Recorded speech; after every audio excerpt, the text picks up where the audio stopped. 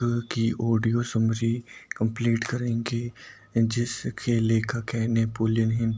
इन्होंने 500 से ज़्यादा लोगों का इंटरव्यू लेकर उनसे अपनी जो अमीर कैसे बनते हैं उनके बारे में जाना था कि अमीरों का माइंडसेट कैसा होता है। तो पहला चैप्टर है परिचय। एक व्यक्ति जिसमें थॉमस एल्वा एडिसन के साथ व्यावसायिक भागीदारी करने का सोचा।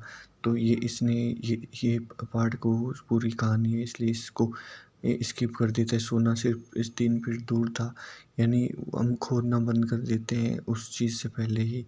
दृढ़ इच्छा शक्ति होनी चाहिए पहले का। ये दृढ़ता का 50 सेंट पार्ट, ये थोड़ा सा मेरे को अभी पता नहीं है कि क्या है, तो इसके बारे में यहाँ से शुरू करते हैं। हार्ड नॉक्स विश्वविद्यालय से डिग्री लाने के कुछ दिनों बाद मिस्टर डर्बी ने बीमा एजेंट के रूप में कार्य करना प्रारंभ कर दिया, क्योंकि उन्हें सोना की खान वाले कांड से पता चल गया कि जरूरी नहीं है कि न का अर्थ न हो। एक दोपहर वे अपनी अंकल की गेहूँ पीसने वाली पुरानी मशीन मिल में बैठे हुए थे। उनके अंकल के पास बहुत जमीन थी, जिनके आसपास उन खेतों में काम करने वाले मजदूर रहा करते थे। डर्बी को कुछ देर ही हुई थी, तभी देर से दरवाजा खुला और मजदूर की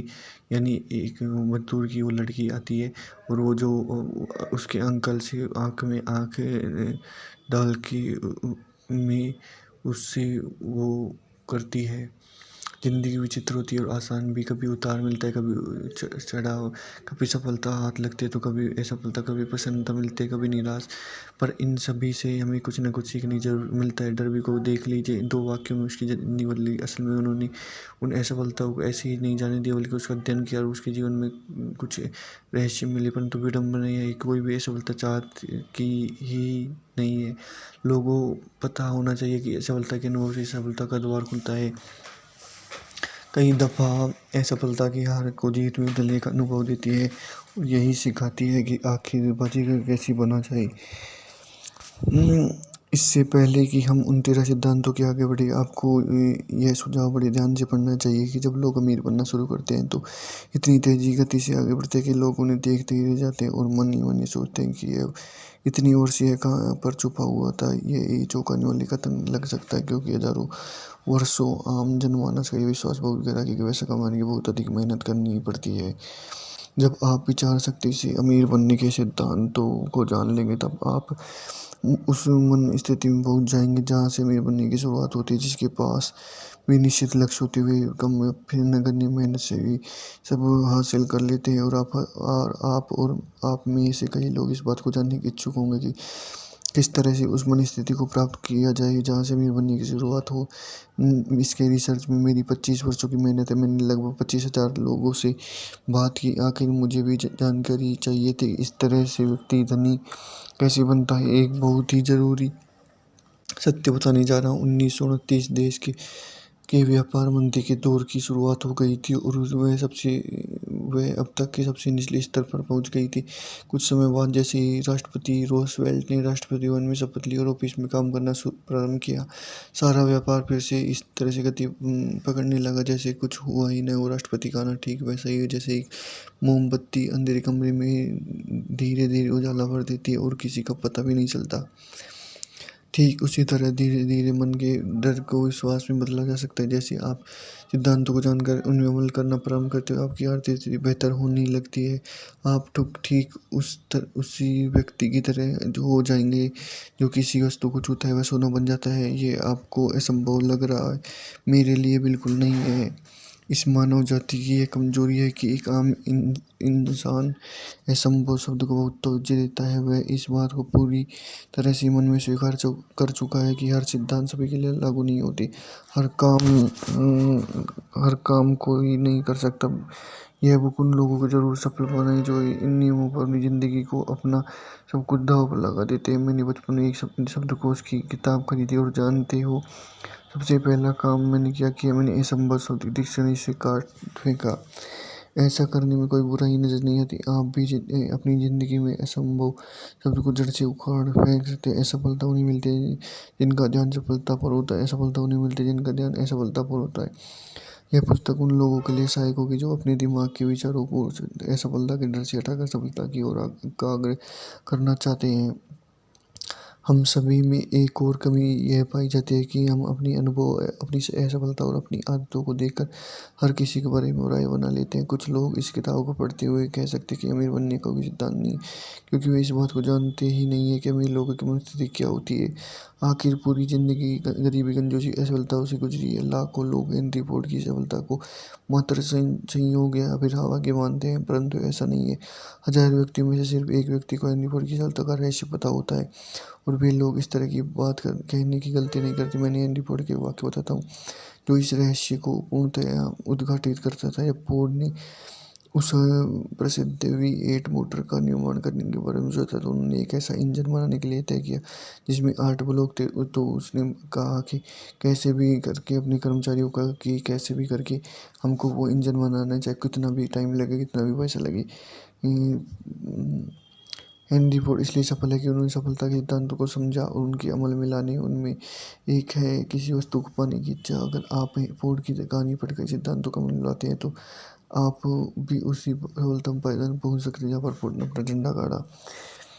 हेनरी फोर्ड का 20वीं सदी के अंत में ठीक वही स्थान है जिससे इस समय बिल गेट्स का। फोर्ड ने उस समय ऐसी कार बनाकर परिवहन क्षेत्र में क्रांति लाई जिससे हर किसी के पास अपनी खुद की कार हो। ठीक वही क्रांति बिल गेट्स ने भी कंप्यूटर इंडस्ट्री में सॉफ्टवेयर डिजाइन करके फैलाई। अब कंप्यूटर सिर्फ तकनीकी से जुड़े व्यक्तियों के लिए नहीं रह गया, अब हर व्यक्ति की हॉबी में जरूरत हो गया। विद्यालय में भी पहुंच गए। इतना ही नहीं, सबके घरों में अपनी निजी लैपटॉप या कंप्यूटर हो गए। हेनरी फोर्ड की तरह बिल गेट्स ने भी करोड़ों डॉलर की संपत्ति कमाई। उन्होंने कंप्यूटर में प्रोग्राम की शुरुआत मात्र 13 वर्ष की उम्र में आरंभ कर दी। 1973 में उन्होंने हार्वर्ड यूनिवर्सिटी में दाखिला लिया। स्टीव बलबेर, जो कि माइक्रोसॉफ्ट के चीफ एग्जीक्यूटिव अफसर रह चुके, के साथ कमरे में ही रहते थे। हार्वर्ड में पढ़ते हुए बिल गेट्स ने सबसे पहले माइक्रो कंप्यूटर के लिए एक प्रोग्रामिंग लैंग्वेज BC की खोज की। गेट्स इस तरह से अपने सपनों को पूर्ण करने लग गए कि उन्होंने हार्वर्ड विश्वविद्यालय को छोड़ दिया। अब वह पूरी ऊर्जा अपने सपनों को पूरा करने में लगाने लगे। इससे कुछ पहले ही उनके बचपन के मित्र पॉल एलन के साथ उनकी एक अपनी कंपनी शुरुआत हुई जिसका नाम माइक्रोसॉफ्ट था। इस माइक्रोसॉफ्ट ने उनके सपनों पर ये लगाई। उनका मानना था कि कंप्यूटर हर ऑफिस, हर स्कूल और हर घर जरूरत बन सकते हैं। उनका यही निश्चित लक्ष्य और माइक्रोसॉफ्ट सफलता का मुख्य कारण बना। अपना सबसे मुख्य लक्ष्य हासिल करने के लिए बिल गेट्स शुरू के नहीं भी लगातार कंप्यूटर और प्रोग्रामिंग सुधार करते रहे। सबसे खास बात है कि उन्होंने सिर्फ प्रोग्रामिंग के क्षेत्र में काम नहीं किया, बल्कि वे विश्व की सबसे बड़ी दान पुण्य की संस्था भी चलाते हैं, जिसमें उनकी सहायक पत्नी मिलिंडा है। आप अपनी भाग्य के विधाता हो और अपने मन के राजा। जब अंग्रेजी कवि W.C. हेल ने लिखा कि मैं ही अपनी भाग्य को विधाता हूँ और अपने मन का राजा हूँ, उन्हें उसी समय हमें यह कहकर बताना चाहिए कि हम भी अपने भाग्य के होते हैं और अपने मन का संचालन, क्योंकि हमारे पास ऐसी शक्ति है जो जिससे जिससे हम अपने विचारों को ऊपर काबू पा सकते हैं। उन्होंने यह भी बताया कि यह व्योम, पृथ्वी, चंद्रमा और इस पृथ्वी में रह रहे जीव जंतु या फिर चल रहे हम लोग सभी वस्तुएं ऊर्जाएं जो सबसे बड़ी ऊर्जा की तरह से बनी हुई है, जिससे हम असीम शक्ति कह सकते हैं। वह असीम शक्ति हमारे दिमाग में चल रहे विचारों में से प्रभावित होगी। जो हम सोचते हैं उसे हमारी ज़िंदगी में वास्तविक रूप में अवतरित करता है। अगर कवि ने इस सत्य का ज्ञान उस समय करा दिया होता तो हमें पता चल जाता कि हम अपने भाग्य के विधाता और मन के राजा क्यों हैं। उन्होंने यह जोर देकर बताना चाहिए था कि ब्रह्मांड की असीम शक्ति इस बात को नहीं जानती कि आप सोच रहे हैं वह अच्छा या बुरा है। वह इन विचारों को वास्तविक में लाती है। जो आप सोच रहे हैं इससे कोई लेना देना नहीं है, वह आपके लिए बुरे या अच्छे हैं। उन्हें नहीं बताना चाहिए कि हमारे मन में जब कोई विचार हावी हो जाता है तो चुंबक की भांति काम करने लगता है और अपने से समान परिस्थितियाँ, व्यक्ति और वस्तुओं को अपनी चुंबक की भांति आकर्षित करता है। उन्हें नहीं बताना चाहिए कि इससे पहले कि हम अमीर बने हमारे मन को चुंबक की तरह कार्य करना प्रारंभ कर देना चाहिए। ये तभी जब हमारे मन में अमीर बनने का विचार पूरी तरह से आवे और हमारा मन अमीर बनने के बारे में सोचने लगे, तभी हमारे निश्चित प्लान सफल हो पाएंगे। जैसे कि एनली कवि थे दार्शनिक, इस वजह से उन्होंने इस बात को सिर्फ कविता के अंदाज में कह दिया। उनका अनुसरण करने वाले कुछ समझ पाए और कुछ नहीं। धीरे धीरे समय बीत गया, इस अटल सत्य में पर्दा उठने लगा। इस पुस्तक में इन्हीं सब सिद्धांतों का वर्णन है। स्टीव स्पीलबर्ग एक अन्य व्यक्ति जिन्होंने हम अपनी भाग्य के विधाता है उदाहरण को सही सिद्ध करके अपनी नई मिसाल दी, जो चलचित्र फिल्मों के सर्वकालिक महानिर्देशक साबित हुए। उन्होंने बचपन से ही फिल्म निर्देशक का सपना संजो लिया था। एक खास बात यह थी, उन्होंने अपने सपने को मरने नहीं दिया। बचपन से ही पुरानी कैमरे शौकिया तौर पे फिल्म बनाने लगे। स्पीलबर्ग को यूनिवर्सल स्टूडियो की तरफ से मौका किस तरह मिला, इसकी बड़ी विचित्र कहानी है। एक गाड़ी में बैठकर आगंतुकों को यूनिवर्सल स्टूडियो का पूरा चक्कर घुमाया जाता था। स्पीलबर्ग उस गाड़ी में छुपकर दो साउंड के बीच में बैठ जाते थे, पूरा चक्कर लगा वापस जाते थे। जब वापस गेट के पास आ जाते थे तो उसकी यह आदत थी, पहरेदार से 2-4 गप्पे जरूर लड़ा लिया करते। दिन प्रतिदिन बीतता गया, लगातार 3 महीने स्टूडियो आते जाते समय पहरेदार से हाथ मिलाकर सलाम करते, वापस हाथ मिला विदा हो जाते। वह हमेशा एक कोट पहनते थे और हाथ में एक सूटकेस लिए होते थे, जिससे पहरेदार को यह महसूस हो कि वह गर्मियों की क्लास लेने वाला छात्र है। जब तक उन्होंने कुछ निर्देशों को लेकर संपत्ति उसी व्यापार में बना लिया था। यहाँ तक कि उस बिल्डिंग में खाली कमरा मिलने पर उन्होंने अपना नाम चस्पा कर दिया और वहाँ पर बैठने लगे। इसी तरह से एक दिन उनकी वहाँ की उस समय प्रोडक्शन हेड सिडने सिमबर्ग से मुलाकात हुई। उन्होंने सिमबर्ग को कॉलेज के टाइम पर बनाई हुई फिल्म दिखाई। सिमबर्ग से फिल्म को देखकर इतना प्रभावित हुआ कि उन्होंने इस नौजवान के स्टूडियो के लिए कॉन्ट्रैक्ट कर लिया। उनकी पहली फिल्म द सगरलैंड एक्सप्रेस ने वो किसी पर अधिक व्यवसाय तो नहीं किया, पर इसी आलोचकों का बहुत प्यार मिला। यहाँ तक कि कान फिल्म समारोह में इस फिल्म को कई पुरस्कार भी मिले। उनकी सबसे बड़ा ब्रेक तब मिला जब कहीं से उन्हें जोज पुस्तक प्राप्त हो गई। स्टूडियो उस पर फिल्म बनाने के तैयार था, एक बेहतरीन निर्देशक भी मिल गया। स्पीलबर्ग इस फिल्म को खुद बनाना चाहते थे, इसके लिए इस प्रसिद्ध थे। जबकि उनकी पिछली फिल्म द एक्सप्रेस ने कोई खास वैसा नहीं, उनका आत्मविश्वास डगमगा नहीं था। उन्होंने प्रोड्यूसर से अपनी बात रखी, इस निर्देशक को हटाकर उसे उन्हें फिल्म बनाने की मांग कर दी।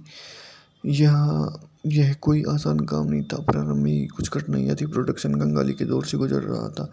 जब 1974 में जाओज रिलीज हुई तो दोहरी सफलता उन्हें बॉक्स ऑफिस के सारी रिकॉर्ड तोड़ डाली।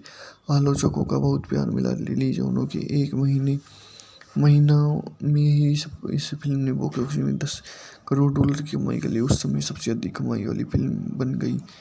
उसके बाद स्पीलबर्ग ने कई फिल्मों को निर्देशन किया, उसमें इंडियाना जोन सीरीज पुरस्कृत द कलर पर्पल और एम्पायर ऑफ द सन शामिल है। कुछ समय पश्चात स्पीलबर्ग ने जुरासिक पार्क नामक फिल्म निर्देशित की, जो उस समय के इतिहास की सबसे सफल फिल्म थी। यह स्पीलबर्ग की तीसरी फिल्म थी जिसने सारे रिकॉर्ड तोड़े थे।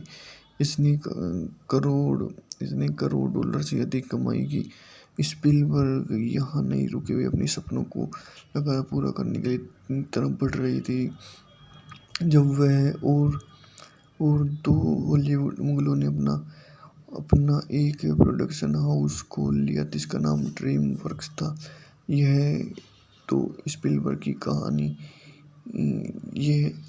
अब हम सबसे पहले सिद्धांत को पढ़ने की ओर बढ़ रहे हैं। अपना दिमाग खुला रखिए।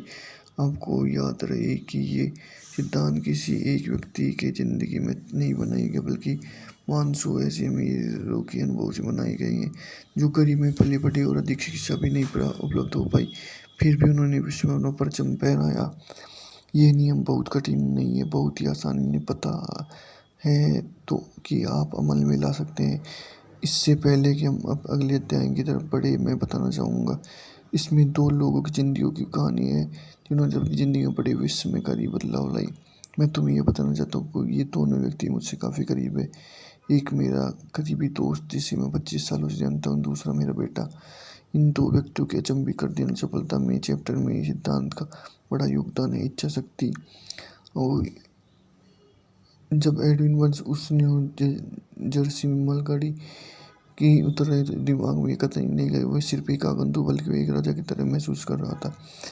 जब वह थॉमस एल्वा एडिसन की दफ्तर की ओर रुख लिया तो उसका मन काम पर लग गया। उसके मन खुद को एडिसन के सामने खड़ा कर पाया और नहीं पाया। एडिसन उसे ज़िंदगी भर का जुनून और चाह पूरा करने का अपने साथ काम करने का मौका दे रहा है। बंस की चाह सिर्फ एक उम्मीद नहीं थी, उन्हें सिर्फ एक साधारण सी इच्छा थी कि बल्कि वह इससे भी कहीं ज़्यादा थी, वही जलन चाह थी जिसके लिए वह कुछ भी कर गुजरने को तैयार था। सबसे बड़ी बात यह थी कि उसने मन में निश्चय कर लिया था कि वह उसे हासिल करना ही है। मतलब उसकी चाह निश्चित, उसका उद्देश्य दृढ़ था। जब वह एडिसन से मिला तो यह चाहत बंस के लिए नई नहीं थी, बल्कि उसके मन में लंबे समय से सबसे अधिक हाँ इच्छा थी। हो सकता है शुरुआत में यह चाहत सिर्फ एक इच्छा ही रही हो। जब वह एडिसन के सामने खड़ा हो, सिर्फ एक मात्र इच्छा मात्र नहीं थी, बल्कि उसकी मजबूत दृढ़ थी। कुछ वर्षों बाद फिर से उसी दफ्तर में एडिसन के सामने खड़ा हूँ जहाँ वह पहली बार मिला था। इस बार उसकी चाहत वास्तव में तब्दील हो जाएगी। वह एडिसन के साथ व्यवसाय करने लगा। उसके मन में सबसे हावी सपना वास्तविकता में तब्दील हो चुका था। आज जो लोग बंस को जानते हैं और उनसे ईर्ष्या करते हैं, बस इसलिए उन्हें लगता है कि बंस को भाग्य की बदौलत एडिसन के साथ काम करने का मौका मिला। असल में उन लोगों को बंस को हासिल करने के लिए बात देखा हुआ था। सच कहूँ तो मैं लोगों ने कभी उसके सफल होने के कारणों पर गौर नहीं किया। एडिसन के ऑफिस में काम करते हुए 5 वर्ष बीतने के बाद भी बंस को सफल होने की कोई उम्मीद नहीं दिख रही थी। नहीं ऐसा कुछ हुआ जिससे वह एडिसन के साथ व्यवसाय में भागीदार हो सके। हर किसी के लिए वह एडिसन के दफ्तर में काम करने वाले सैकड़ों व्यक्तियों में से एक था। वह अपने मन में पहले दिन से ही एडिसन के व्यवसाय का पार्टनर बन चुका था। बंस की कहानी यह दृढ़ इच्छा शक्ति का बेहतरीन उदाहरण है कि बंस इसलिए सफल इसलिए हुआ क्योंकि उसके मन में सबसे बड़ी चाहत कोई नहीं थी, उसे सिर्फ एडिसन के साथ काम करना है। उसके मन के लिए एक प्लान बनाए वह और अपने सारे रास्ते बंद कर दिए जिनसे वह पीछे पलट कर वापस जा सके। वह अपनी चाहत के साथ खड़ा रहा जब तक कि उसकी चाहत मन में हावी न हो गई, फिर वास्तविकता रूप में न दिख गई। जब वह पहली बार ओरेंज एडिसन के दफ्तर पहुंचा, उसके मन में कतई इस तरह के ख्याल नहीं थे मैं एडिसन से उसके दफ्तर में काम करने का मौका मांगूंगा, बल्कि उसने यह कहा कि उसकी एडिसन के साथ उसके व्यवसाय में साझेदार बनना है। उसने कभी यह नहीं कहा कि मैं कुछ महीनों यहाँ काम करूंगा, और अगर मुझे यहाँ कुछ उत्साहजनक मौके नहीं मिलते तो मैं छोड़कर कोई और नौकरी की तलाश करूँगा। बल्कि उसने ये बात रखी, मैं कहीं से भी व्यवसाय शुरुआत करूँगा, आपके लिए सब कुछ करने को तैयार हूँ जो आप कहेंगे, जब तक कि मुझे आपके साथ व्यवसाय करने का मौका नहीं मिल जाता। उसने ये नहीं बोला अगर मैं एडिसन इस संस्था में असफल हो जाता हूँ तो मैं दूसरों मौक़ों की तलाश करूँगा। उसने बोला मुझे ज़िंदगी में एक ही चाहत है कि मुझे महान थॉमस अल्वा एडिसन के साथ उनके व्यवसाय में भागीदार बनना है। इसलिए मैं पीछे लौटने के सारे रास्ते बंद करके अपने संपूर्ण भविष्य को उसे हासिल करने में लगा दूंगा। बहुत पहले की बात, एक महान योद्धा हुआ करता, उसने कई बार लोग उस तरह व्यक्ति को वापस लौटने वाली सारी नावें मिटा देनी चाहिए। उस भयावह शिकागो शहर का ये भी मेरे को पता है। उस वह व्यवसायी जिसने उड़कने और फिर से अपना स्टोर बनाने की हिम्मत जुटाई। यही अंतर मार्शल फील्ड और अन्य व्यापार के बीच में ठीक था। हर इंसान जितनी पैसों की जरूरत हो गई, पैसों की रखता, सिर्फ इच्छा रखना आपको धनवान नहीं बनाता। लगातार अमीर बनने की चाहत जब तक जुनून न बन जाए, उसके लिए निश्चित योजना बनाना, अमीर बनाने की दृढ़ प्रतिज्ञा रहना, असफल होने पर उसे अपनी योजना को विश्वास रखना ही अमीर बनने की ओर ले जाता है। इच्छा शक्ति के दम पर अमीर बनने के निम्नलिखित 6 कदम है जो आपको सपनों तक पहुंच सकते हैं। आप जितना धन कमाना चाहते हैं उसे निश्चित कर ले, ये कहना पर्याप्त नहीं है। मुझे ढेर सारा पैसा कमाना, ये राशि बिल्कुल निश्चित नहीं होनी चाहिए। यह राशि बिल्कुल निश्चित होनी चाहिए, जैसे 1 करोड़ रुपए। इसके पीछे एक मनोवैज्ञानिक कारण है जो आपको अगले अध्याय में बताया जाएगा। यह निर्धारित कर ले कि इतना धन कमाने के लिए आप क्या कुछ गुजरने को तैयार है। ऐसा कोई भी नियम जिसमें बिना कुछ किए बहुत कुछ हासिल किया जा सके। एक निश्चित तारीख तय कर ले कब तक यह धनराशि कमाना चाहते हैं। एक धन कमाने की इच्छा के लिए योजना तैयार कर लिया, अभी से शुरुआत करते हैं। इससे फर्क नहीं पड़ता कि आप अभी तैयार हैं या नहीं। एक कागज पर साफ तौर पर यह सब लिख ले कि आप कितना धन कमाना चाहते हैं, तारीख, इसके बदले आप क्या गुजरने को तैयार है, और अपनी योजना को भी लिख ले जिसके सारे आप निश्चित धनराशि कमाना चाह रहे हैं। अपने लिखे हुए कथन को दिन में 2 बार पढ़ें, एक बार रात में सोने से पहले, एक बार सुबह जागने के बाद। जैसे आप पढ़ें उसे अपनी ज़रूरत के सामने देखें, महसूस करें, इस बात पर विश्वास करें कि वह निश्चित धनराशि आपको हासिल हो चुकी है। ऊपर समझाए हुए 6 निर्देशों का आपको पालन करना होगा। खासतौर पर आपको छठवां निर्देश कुछ ध्यान से पढ़ना होगा और उस पे अमल करना है। आप यह शिकायत कर सकते हैं कि खुद को ऐसे व्यक्ति के रूप में कैसे देख सकते हैं जिससे वह धनराशि अर्जित कर ली, जब तक आप उसके सच में हासिल नहीं कर ली। इसी वक्त मजबूत इच्छा शक्ति की ज़रूरत होती है, मजबूत चाहत की ज़रूरत होती है। अगर आपको सच में उस धनराशि को पाने की चाहत है तो वह आपका जुनून है। तो आपको खुद को एक उस धनराशि अर्जित लेने वाले व्यक्ति के रूप में देखने में कोई कठिनाई नहीं है। लक्ष्य है धनराशि, बस आपको स्वयं स्वीकार करना है कि आपके वेतन अर्जित कर लिया, फिर देख लेना प्रकृति आपको वह धनराशि अवश्य देगी। जो लोग धन के प्रति जागरूक रहते हैं वह अमीर बनते हैं। धन के प्रति जागरूक रहने से तात्पर्य यह है कि जो लोग लगातार धन के बारे में सोचते रहे, धन की चाहत रखते हैं, वही लोग खुद को अमीर बनने की स्थिति में तभी देख पाते हैं जब असल में नहीं होते। जिन लोगों को इंसानी दिमाग के बारे में अधिक जानकारी नहीं है वे लोग इन सिद्धांतों को अव्यावहारिक कह सकते हैं, पर ये 6 नियम हर किसी की ज़िंदगी में मदद कर सकते हैं। ये जानकारी उस व्यक्ति एंड्रू कार्नेगी के द्वारा मिली थी जिसने एक स्टील मिल में एक सामान्य मजदूर की तरह ज़िंदगी की शुरुआत की थी, पर इस सामान्य सी ज़िंदगी के बावजूद उसने इस सिद्धांत को अमल में लाकर $10 करोड़ में अधिक दौलत कमा ली। ऊपर दिए गए 6 कदमों को थॉमस अल्वा एडिसन ने भी जांच परखा, फिर उसे सत्यापित किया। ये 6 नियम सिर्फ धन कमाने के नहीं प्रयोग में लाए जा सकते, बल्कि किसी भी लक्ष्य को हासिल करने के लिए प्रयोग किए जा सकते हैं। इन 6 कदमों को प्रयोग में लाने के लिए कोई खास मेहनत की आवश्यकता नहीं होगी, न ही किसी त्याग की जरूरत होगी, न ही इन्हें अमल लाने के लिए कोई बहुत अधिक शिक्षा की जरूरत होती है। पर इन कदमों का सफल प्रयोग कल्पना के माध्यम से ही संभव है। इस बात को जानने की जरूरत है कि धन भाग्य या फिर अच्छी तकदीर से नहीं प्राप्त होता, बल्कि उसकी कल्पना करनी पड़ती है। जिस किसी ने भी अपनी बेहतरीन तकदीर का निर्माण किया है उन सभी एक निश्चित मात्रा में सपने देखें। उम्मीद है कि वह ज्वलंत इच्छा रखी है जो जन्म नहीं उससे पहले कोई निश्चित धनराशि अर्जित कर पाते हैं। आपको यह भी पता होना चाहिए कि सभ्यता के प्रारंभ से जितने महान नेता हुए बहुत बड़े स्वप्नदर्शी थे, मगर अगर आप महान अमीर लोगों के मन में कल्पना नहीं कर सकते तो आप कभी अपनी बैंक में उतना धन नहीं देख सकते। सच्चे स्वप्नदर्शियों के लिए जितनी अवसर आज है उतनी अवसर इससे पहले कभी नहीं थे। इससे भागती दौड़ दुनिया में जो लोग अमीर बनना चाहते हैं उन्हें यह जानकर प्रेरणा मिलती है कि आज दुनिया को नए विचार, काम करने के नए तरीके, नए नेता, नए आविष्कार, शिक्षा की नई तकनीक, बेचने के नए तरीके, नई पुस्तकें, नया साहित्य, बीमारियों के नए इलाज, व्यापार और जिंदगी के नए दृष्टिकोण की आवश्यकता है।